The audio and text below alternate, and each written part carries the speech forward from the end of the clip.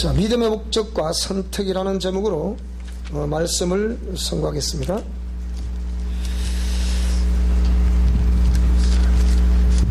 사람은 영적 존재입니다. 사람이 영적 존재라는 것은 사람은 짐승과는 다르게 육체 속에 영혼을 가지고 있기 때문입니다. 우리가 살아가고 있는 이 지구촌에는 세 영적 존재가 있죠. 첫째로 창조주 하나님이 영적 존재시고, 두 번째는 하나님의 심부름꾼으로 지음받은 천사가 영적 존재이며, 세 번째는 오늘 저와 여러분 우리 인간이 영적 존재입니다. 늘 이런 말씀들을 할 때마다 설명을 드리지만 천사와 인간이 다른 점은, 천사는 영적 존재로서 우리 인간과 같은 육체가 없다는 거예요. 근데 우리 인간은 육체를 가지고 있다는 거예요. 그래서 육체를 가지고 있다는 이것이 오늘 우리에게는 어찌 보면 하나님이 원래 우리 인간을 지었을 때 하나님의 형상의 모양대로 지었기 때문에, 그리고 그 모습 보시고서 심히 좋았더라고 표현을 하신 그 모습을 우리가 상상해 보면 참으로 이 육체의 존재가 과연 영적 생활하는데 얼마나 많은 유익을 줄 수 있겠나 라고 했을 때, 그래도 이 육신이 없으면 우리가 하나님을 사랑하고 하나님을 섬긴다는 그 표현을 어떻게 할 수가 있겠습니까? 그런데 육신을 가졌기 때문에 그것이 가능하다. 그런데 이 육신을 가지고 있는 우리에게 이 죄라는 개념이 들어오면서부터 그 이후로 죄가 죄를 낳게 되는 그런 죄의 유전을 통해서 우리는 내가 원치도 않는 그런 일들을 우리 삶 속에서 경험을 하게 됐죠.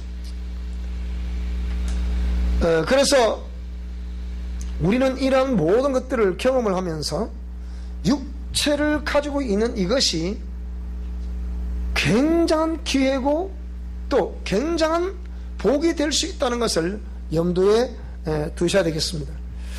그것은 이런 육체를 가지고 있는 것이 시한부, 언젠가는 육신의 삶을 마감할 수밖에 없는 그런 존재지만, 이 육신을 가지고 있을 때가 또 다른 기회이기 때문에 육체가 있을 때 우리는 하나님께로 돌아올 수 있는 기회가 있는 것이고, 육체가 있을 동안에 다시 우리는 헌신할 수 있는 기회가 있으며, 이 육체가 있을 때 그 헌신에 의해서 영원한 나라에서 영원한 상을 받아 누리며 살아갈 수 있는 영생의 복을 또 이게 만들어 낼 수 있기 때문입니다.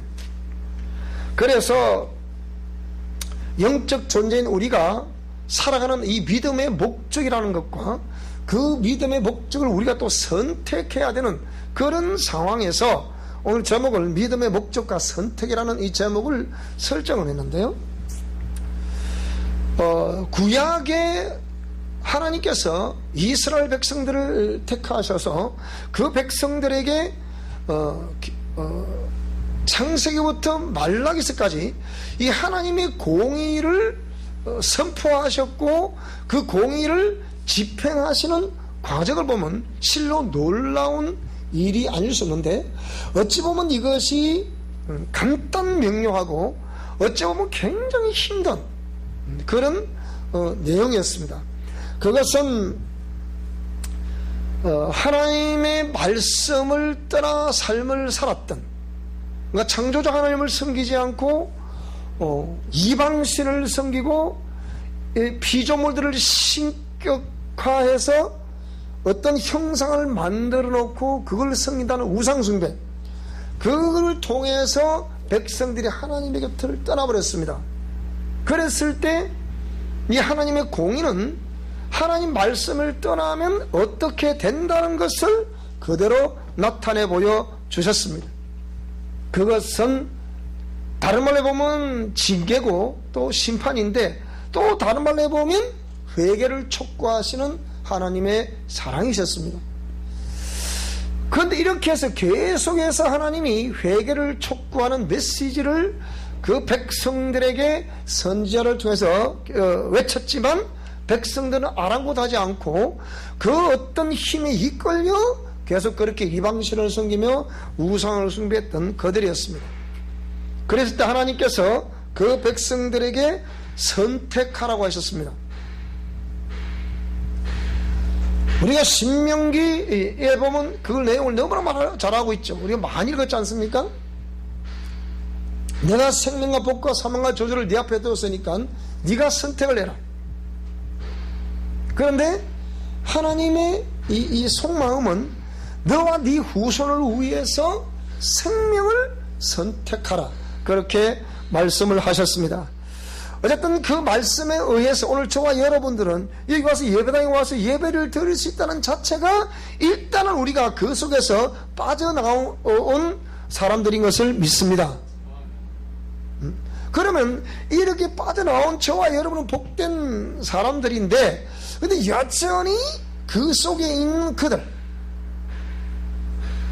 하나님은 그들에게 뭐라고 그러셨습니까?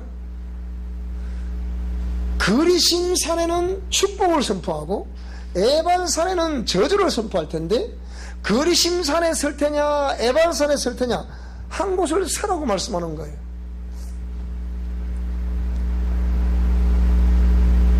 그 선택권을 우리에게 주셨다는 겁니다. 일찍이 아브라함은 믿음의 조상이라 부르는 아브라함, 갈 바를 알지 못하고 그냥 하나님의 지시에 의해서 움직였던 그, 어찌 보면 나그네처럼 유랑하는 사람처럼 가는 것 같지만, 하나님께서 내가 네게 지시할 땅으로 가라 라고 말씀하신 그 한마디 말씀을 받들고 갈 바를 알지 못하고 갔다는 아브라함. 그 아브라함이 그 식솔들을 데리고 갈대아 우르를 떠나서 약속의 땅으로 갑니다. 근데 가는 여정에 아비인 데라가 삶을 마감하게 됩니다. 그래도 여전히 아브라함은 그 행진을 멈추지 않습니다. 근데 거기에 동행했던 조카 롯이 있었어요. 그래서 소알적의 우리가 지금 말하는, 그러니까 성경에 말하는 소돔과 고모라 그 지역에 딱 갔을 때 이 보니까 들판이 너무 기름져 보이는 거예요. 근데 아브라함도 나름대로의 식소도 거느고 있고, 이 롯도 나름대로의 또 이렇게 자기 식소들을 거느리고 있습니다. 그래서 아브라함이 조카 롯에게 이렇게 말합니다. 자, 롯아, 네가 어디를 선택하겠느냐? 네가 오른쪽을 선택하겠느냐, 왼쪽을 선택하겠느냐? 먼저 선택권을 얘기해 주마. 네가 오른쪽을 선택하면 나는 왼쪽을 선택할 테고 갈 테고, 네가 왼쪽을 선택하면 나는 오른쪽으로 갈 테다. 이렇게 조카에게 이렇게 먼저 선택하라고 이렇게 권했을 때, 그래서 이 롯이 소알 들판을 이렇게 바라보니까 너무 기름진 거예요. 물이 넘치고 비옥한 땅.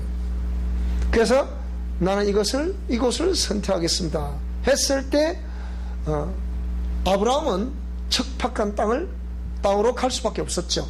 자, 그런데 세월이 지났어요. 세월이 지났는데 결국은 그 세상적인 시각, 인간적인 시각으로 보아서 넉넉함이 있다는 곳을 선택했던 롯은 소돔과 고모라에서 일어났던 역사들을 보게 되면 훗날 그들이 넉넉한 재물로 인해서 어떠한 결과를 눈으로 볼 수 있겠다는 것을 성경은 말씀하고 있습니다. 그런데 하나님께서 말씀하신 약속의 말씀을 받들고 그 말씀을 따라 갔던 아브라함에게는 또 어떠한 일들이 그를 기다리고 있었고 결과론적으로 어떻게 됐다는 것을 우리는 성경을 통해서 볼 수가 있는데요. 그 결론적으로 한마디만 말해보면 소돔과 고모라 그 땅을 선택했던 롯은 결국은 멸망으로 삶을 마감하게 되는 것이고, 척박한 땅이었지만 믿음을 선택했던 아브라함은 결국은 믿음의 조상이라는 것과 함께 그의 후손들이 바다 모래같이 하늘의 별처럼 많아지게 될 것이고, 그 후손 가운데에서는 결국 믿음의 그 통로를 따라 수로를 따라서 결국은 훗날에 누가 탄생하느냐, 예수 그리스도가 탄생되는 그 어마어마한 역사를 우리는 두 눈으로 보았습니다. 자, 그래서 이 믿음의 목적과 선택이라는 것이 얼마나 중요한지, 저와 여러분들이 지금 이 순간에 다시 마음을 새롭게 함으로 이렇게 믿음의 목적과 선택을 하는 사람들이 있을 테고, 또 일찍이 어떤 역사에, 하나님의 역사에 의해서 믿음의 목적과 선택을 했다 하더라도 그치는 과정에 지금 저와 여러분이 어떤 상태에 놓여 있는지 오늘 본문의 말씀들을 보면서 한번 또 우리가 상고해 볼 수 있기를 바랍니다. 자, 오늘 본문 1절에서 8절 말씀을 보시게 되면 이것은 불의한 정직에 대해서 기록을 하고 있습니다. 예수께서 그들에게 항상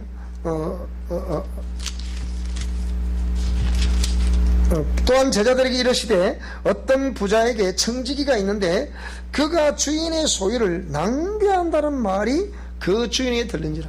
정말하면 자기의 소유가 아닌 주인의 소유인데 주인의 소유 그것을 가지고 자기가 마음껏 탕진을 하고 있었다는 거예요.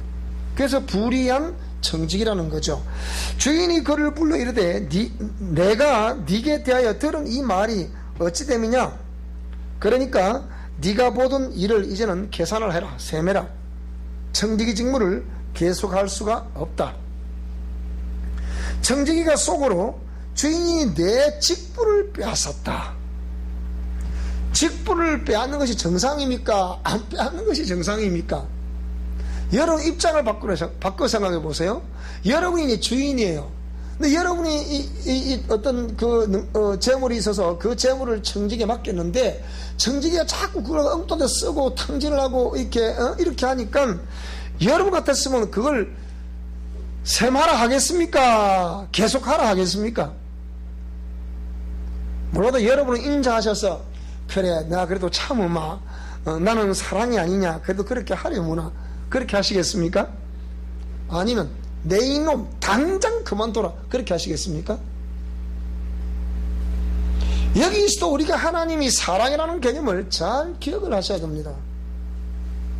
하나님의 공의의 말씀을 따라 준행하는 우리, 공의의 말씀을 따라 준행하려고 애쓰고 힘쓰는 우리, 그럼에도 불구하고 내가 애쓰고 힘쓰는데도 불구하고 그래도 뭔가 부족함이 있어서 하나님 이 부분은 너무 부족합니다. 너무 힘이 들어요. 제 힘으로는 참 너무 힘들어요. 하나님 힘 주세요. 이렇게 해서 자신이 공의 말씀에 비추어 죄인임을 깨닫고 두 손 들고 하나님께 나올 때 다가오셔서 우리를 품어주시는 하나님이 사랑의 하나님이라고 그랬죠. 그래 언제나 우리가 회개하기만 하면 하나님은 우리의 모든 죄물들을 다 씻어주시고 품어주시는 하나님, 이걸 말하는 거예요. 근데 하나님의 사랑은 누구든지 다 사랑해주지 않습니까? 그래요, 다 사랑하죠. 그래서 하나님이 아가파오라는 개념으로 우리를 사랑하셨다는 개념은 그것은 피조물인 죄인인 저와 여러분과 상의하지 않으시고 하나님이 창세전에 예정되었던 품속에 있었던 내가 너희들에게 내 사랑을 나타내리라, 내 사랑을 공개하리라 해서 그 본질인 사랑을 공개하신 그 사랑이 아가파오입니다.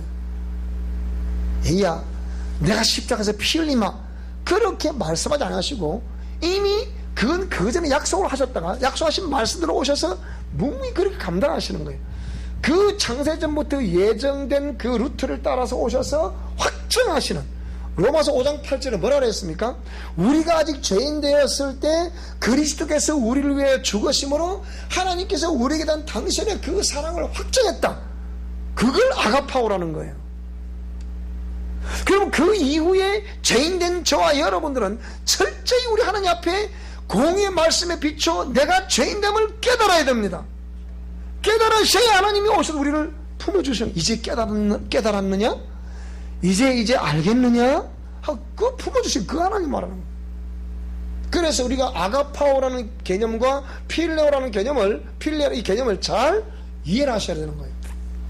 자, 그래서 청지기가 속으로 이르되 주인이 내 직분을 빼앗으니 내가 무엇을 할까? 그럼 주인 되시는 이분이 그 청지기의 속성을 알았을까 몰랐을까? 그 얘기예요. 성경 말씀처럼 하나님은, 사람은 외모를 보지만 하나님은 중심을 보신다 그랬잖아요. 다 보시고 있는 거래. 무엇을 할까? 직분을 빼앗으니 내가 무엇을 할까? 땅을 파자니 힘이 없고 빌어먹자니 부끄럽다. 내가 할 일을 알았도다. 이렇게 하면 직분을 빼앗긴 후에 사람들이 나를 자기 집으로 영접할 것이다. 그럼 어떻게 하냐? 그러니까 이 지금 주인이 모를 거라 생각하고 지금 이 정직의 이 행위를 하고 있는 거예요. 그러니까 뭐라고 그러느냐? 주인에게 빚진 자를 일일이 불렀습니다. 그래서 뭐라고 그럽니까? 네가 내 주인에게 얼마나 빚졌느냐? 기름 100마리입니다. 그래, 그러면 이 정세를 가서 빨리 50이라 써라. 너는 어떻게 해야 됐냐? 밀 100석입니다. 그래, 그럼 80이라고 써라. 그래서 이 불의한 정직에다가 맡겼더니 이렇게 해서 자기 나름대로 팽팽 돌아가는 머리로 이렇게 해서 80이라 써라, 50이라 써라. 그걸 주인이 가만히 이렇게 보니까 참 저놈이 그래도 살아볼 거라고 저렇게 하는구나. 하나님 그거 모르시겠습니까? 하나님과 우리의 관계라면 그거 모르시겠습니까? 하나님과 제사장과 또 백성들 관계를 한다면 이거 모르시겠습니까? 그냥 알고 계시는 거예요. 그래서 이 오늘 9절부터 12절을 보게 돼 있죠. 8절까지 주인이 이 옳지 않은 정직이가 일을 지혜 있게 했다. 지혜 있게 했다. 그게 과연 지혜 있게 한 겁니까? 근데 그게 옳은 겁니까? 옳지 않은 겁니까? 옳지 않은 거잖아요.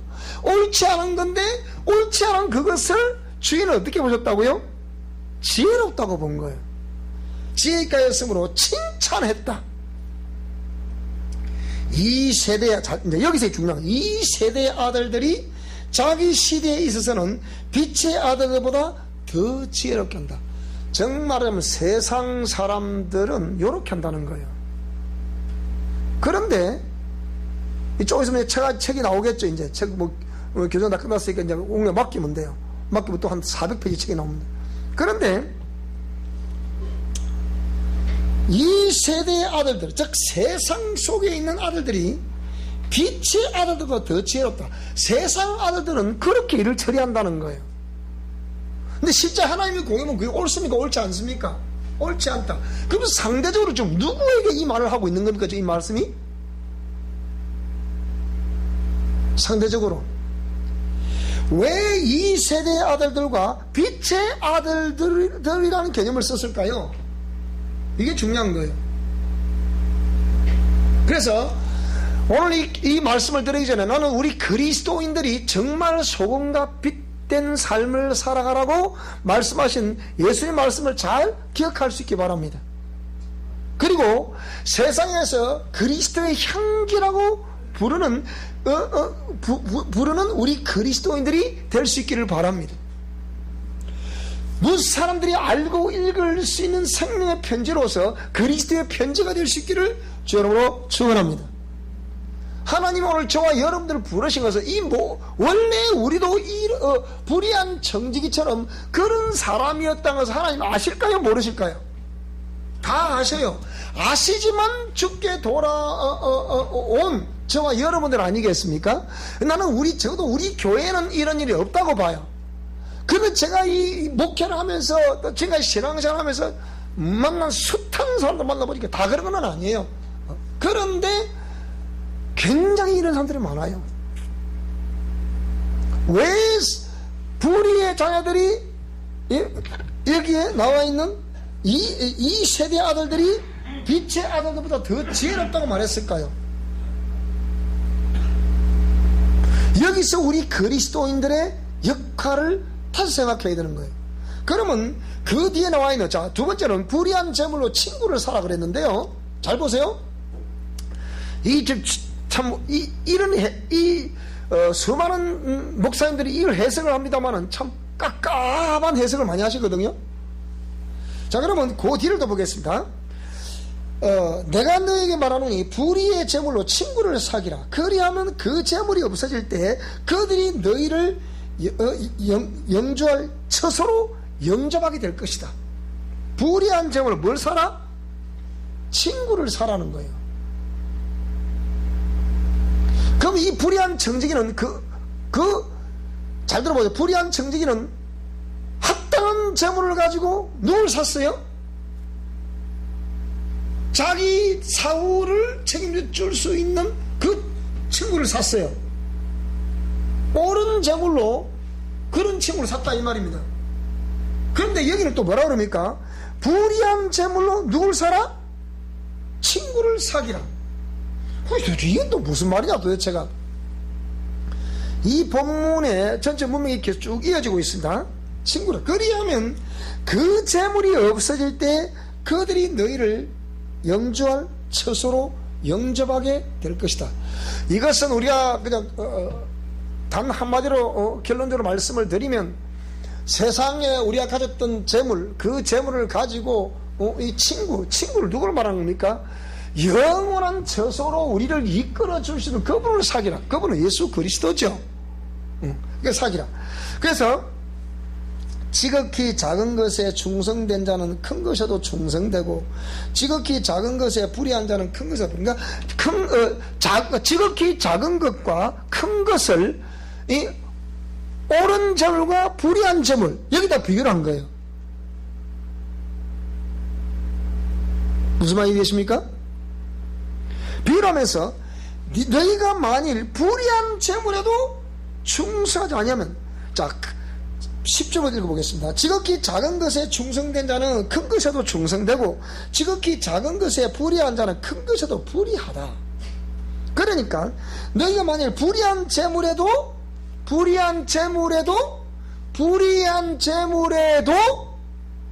이게 작은 것이요 큰 것이요? 불의한 재물에도 충성하지 아니하면 누가 참된 것으로 너희에게 맡기겠냐? 참된 것이 큽니까? 불의한 것이 큽니까? 당연히 참된 것이 크지요. 근데 불의한 지극히 작은 것도 너희들이 충성하지 않으면 큰 것을 맡겨줄 수가 없다. 참된 것을 맡겨줄 수가 없다는 거예요. 그러면서 너희가 만일 남의 것에 충성하지 아니하면 누가 너희의 것을 너희에게 주겠냐? 제가 지금까지 쭉 보니까 타인의 재물을 예사로 여기고 사사로 여기고 타인의 재물을 마치 자기 것처럼 막 떡 주물르듯 주무는 사람들이 굉장히 많습니다. 이름하여 사기꾼이죠. 그러니까 그런 사람들 우리 중에 없는 것 같죠. 세상 속에만 그런 사람이 있는 줄 알았더니 하나님을 믿는다는 사람 속에서도 이런 사람들이 있더라. 우리 교회는 없어요, 그런 사람들이. 그래서 내가 이 말씀을 전하는 거죠. 그래서 그렇게 하면 누가 너희의 것을 너희에게 주겠냐? 다시 읽어보겠습니다. 너희가 만일 남의 것에 충성하지 아니하면 누가 너희의 것을 너희에게 주겠냐? 너희의 것을 너희에게 주실 분이 누굽니까? 주인이죠. 남의 것은 너희가 남의 것에 충성하지 않으면, 그 불의한 청지기가 이거 아닙니까? 이걸 말하는 거 아닙니까? 불의한 청지기가 자기는 자기 소유 아니에요. 남의 거예요. 그거는 주인 거예요. 주인 건데 불의한 청지기가 그걸 어떻게 했다고? 그러면 이걸 지금 주인이 그를 그 한 행위를 칭찬했다 그러는데 진짜 칭찬한 것일까요? 아니면 깨달을 사람을 깨달으라 이 의미일까요? 제가 설명을 잘못합니까? 불의한 청지기를 칭찬하신 주인, 그 주인이 불의한 청지기를 칭찬했을 때 진짜 칭찬을 위해서 칭찬했을까요? 아니면 오늘 지금 이 말씀 12절엔 이 말씀, 너희가 만일 남의 것에 충성하지 아니하면 누가 너희의 것을 너희에게 주겠느냐? 그러니까 불의의 정직이를 칭찬하신 것 같은 그 표현이 진짜 칭찬을 위해서 칭찬하신 것일까요? 아니면 12절에 이 말씀을 하시고 싶어서 그렇게 하셨을까요? 그 얘기. 이 생각을 좀 많이 해봐야 됩니다. 그래서 뭐라고 그러셨냐? 예수님이 집 하인이, 이제 결론을 맺죠. 집 하인이 두 주인을 섬길 수가 없다. 이걸 결국은 주인을, 어떤 주인을 섬기느냐, 여기는 이제 포커스를 맞춘 거예요. 최종적 포커스를 맞춘 거예요. 그러면서 두 주인을 섬길 수 없다. 불의한 정직이가 아무리 원래 불의한 정직이가 가졌던 그 재물은 참된 재물이었잖아요. 주인의 참된 재물이었잖아요. 그걸 본인이 정직이가 불의하게 그걸 집행했다는 얘기 아닙니까? 그러니까 그걸 지적하시는 거 아니에요? 그래서 그러면 불의한 정직이가 항상 무엇 중심으로 일을 집행했다는 얘기냐? 그건 물질 중심으로 집행했다는 거예요. 하나님의 공의의 말씀을 따라, 신앙을 따라 집행한 것이 아니라는 거예요. 그래서 두 주인을 섬길 수 없다고 결론을 내리는 거예요. 혹 이를 미워하고 혹 저를 사랑하거나 혹 이를 중히 여기고 저를 경히 여기다. 둘 중에 이쪽을 중하게 여기면 저쪽은 경하게 여기고, 이쪽을 중하게 여기면 이쪽에 경하게 여긴다 이 말입니다. 기중에 여기지 않는다 이 말이죠. 그래서 너희는 이쪽 저쪽을 말할 때 하나님과 재물을 겸하여 섬길 수가 없다, 이렇게 말하는 거예요. 결론을 맺는 거예요. 그러면 불의한 정직이가, 자 보세요, 하나님을 선택한 거예요, 재물을 선택한 거예요? 결국은 재물을 선택한 거거든요. 요거를 지금 하나님이 참 말씀을 묘하게 이렇게 해서 성령의 감동이 있고 성령의 지혜가 있는 사람들은 깨달으라는 거예요. 그래서 자, 믿음의 목적은 저와 여러분이 선택을 하셔야 됩니다. 하나님을 선택할 것이냐, 재물을 선택할 것이냐, 선택을 하셔야 됩니다. 그런데 선택한 이후에 그 과정이 어떻게 펼쳐지냐. 자 보세요, 오늘 불의한 청지기가 선택하는 과정, 이 불의한 재물을 하나님의 그 뜻을 알고 일찍이 선택 과정에서 하나님을 선택했더랬으면 그런 일이 있었겠습니까? 있을 수 없는 얘기죠. 근데 불의한 청지기는 하나님을 선택한 거잖아. 뭘 선택했다? 재물을 선택했다. 그러니까 하나님, 마치 주인된 이가 그를 칭찬한 것처럼 비춰지는데, 이 다른 말은 뭡니까? 그 칭찬한 것처럼 비춰지는 그 대상이 누구일까요? 그렇게 생각하는 그들을 향해서 참 그래 옳구나, 저놈이 참 옳다, 이렇게 말하는, 옳다는 이면에는 옳다는 게 옳지 않다는 거예요. 옳지 않다는 거예요. 그래서 네가 남의 것에 충성치 않으면 네 것을 네게 줄 때 어찌 줄 수 있겠냐, 그 얘기예요. 그걸 좀 말하는 거 아닙니까? 그러면서 뭐라고 그랬어요? 두 주인을 섬길 수 없다고 전혀 결론을 내린 거거든요. 그러니까 자, 선택에 있어서 하나님을 선택할 것이냐, 재물을 선택할 것이냐, 하나님을 선택을 했더니 과정은 참으로 고난과 때로는 계리와 때로는 거기에 대한 어떤 무지, 정말 이것이 옳으냐 옳지 않냐에 대한 어떤 그런 무지. 누가 무지하다는 거야? 세상 사람들이 재물을 선택하지 않으니까 하나님을 선택하고 무식하리만큼 무지하리만큼 묵묵히 하나님의 말씀을 따라가니까 에이 그 지혜도 없는 사람 이렇게 해야지 그것도 모르고 그렇게 하냐. 무슨 말씀이 되십니까? 무지해서 무지가 아니에요. 그런 재물을 선택해서 그걸 따라하는 사람들이 하나님을 보고 따라가는 사람들 봤을 때 무지해 보인다. 세상을 몰라. 너무 모른다. 우리 딸내미가 그러더라고요. 뭐라고 그러냐. 엄마 아빠는 그런 걸 너무 모르잖아요. 이러는 거예요. 몰라서 제가 모르겠습니까? 목회자가 되다 보면 여러분 생각과는 다르게 때로는 이렇게 해야 될 때 있고 때로는 저렇게 해야 될 때 있어. 근데 그걸 우리 아들내미 딸내미 봤을 때는 성장 과정 속에 엄마 아빠 하는 행동을 가만히 보니까 엄마 아빠 세상 물정을 너무 모르는 것 같아. 자, 그러면서 뭐랍니까? 근데 재물을 선택한 사람들이 자기들 볼 때는 이 재물을 소유하려고 하는 거잖아요. 그리고 재물을 소유하게 되면 행복해요, 안 행복해요? 행복하죠. 그러니까 세상에서 그 재물을 많이 취하니까 지혜롭다고 보여요? 무지하다 보여요? 지혜롭다고 보는 거지. 그러면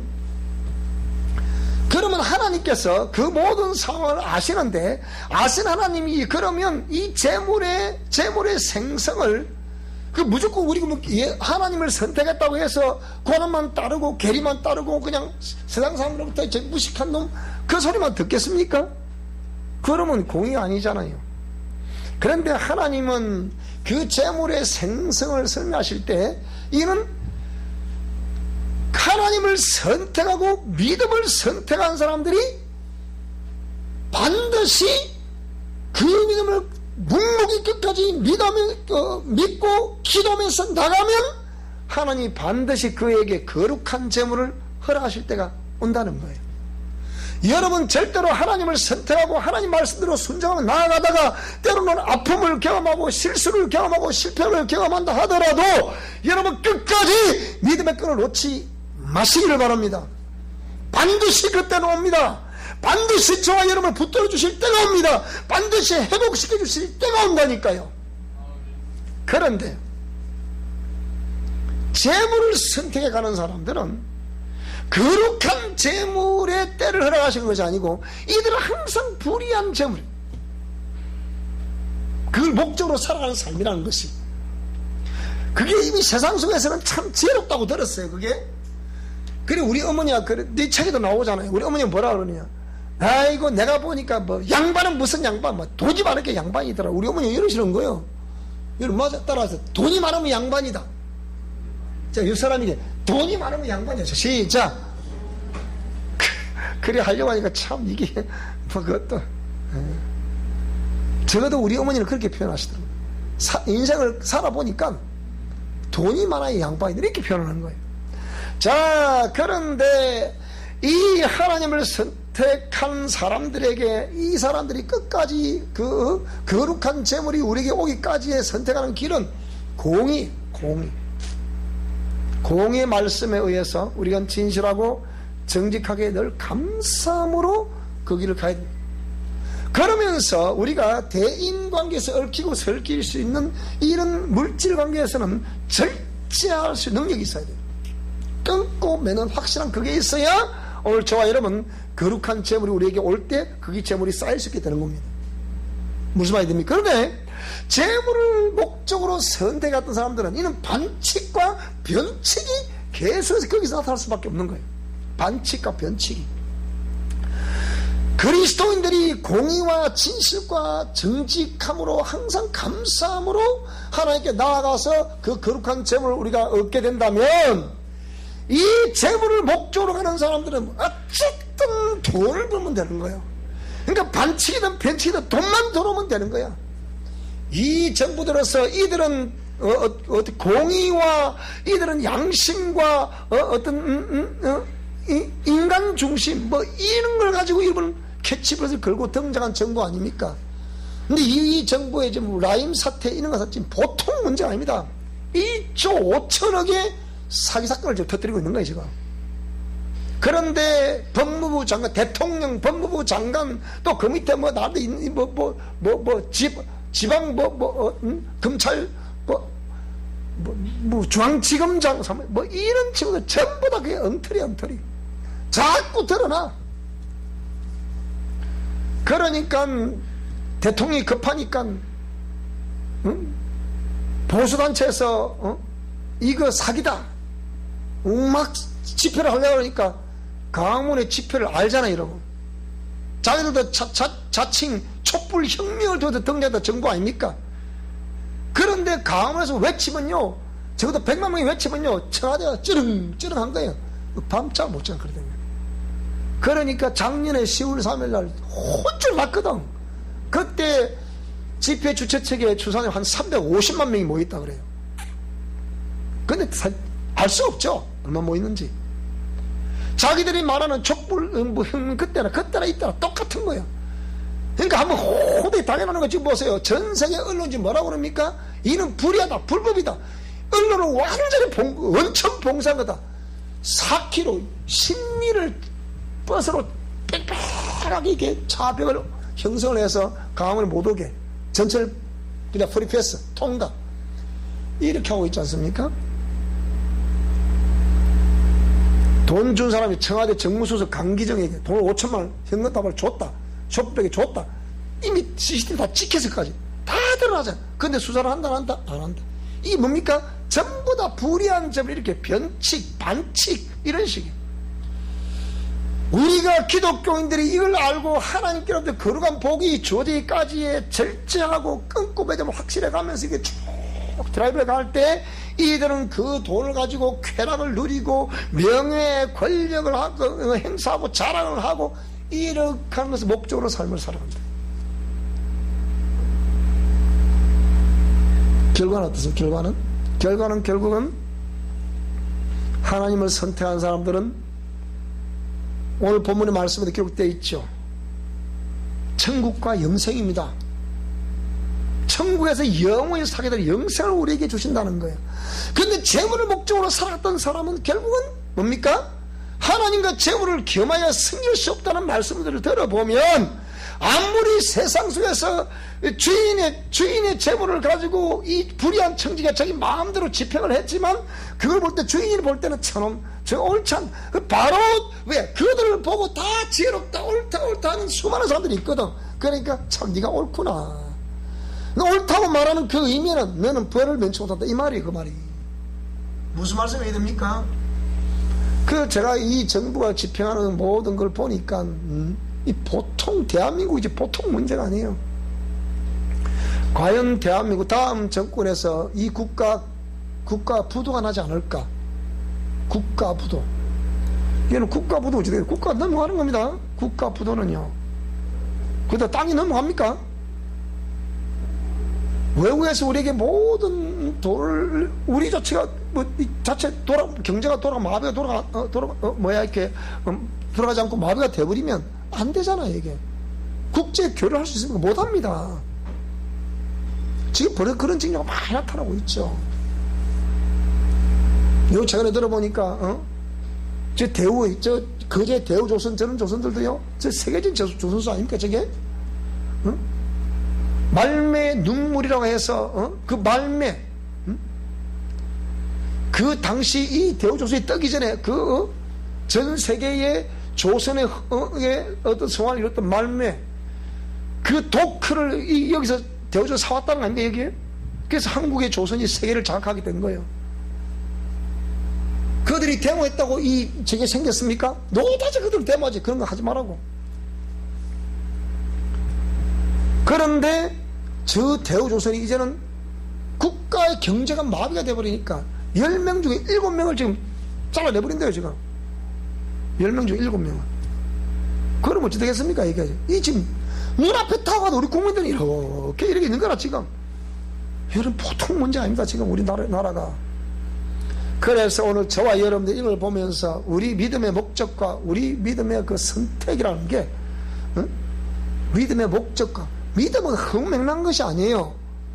목 뚜렷한 뚜렷한 목적과 뚜렷한 저와 여러분의 선택에 의해서 믿음의 결과를 보게 될 것을 믿습니다. 그래서 우리 성도들은 이런 국가가 전체적으로 힘들고 또 경제적으로 힘든 시기라도 하더라도 끝까지 믿음으로 인내하고 하나님의 말씀 붙들고 나아가시게 되면 하나님 반드시 저와 여러분의 오른팔을 붙들어서 이 사람이 승리했노라고 그렇게 해줄 그날이 오게 될 것을 믿습니다. 승리하신 역사 있기를 주의 이름으로 축원합니다. 기도하겠습니다. 우리 다 같이 오늘 이 하나님 말씀을 받들고 한번 기도하게 먼저 통성기도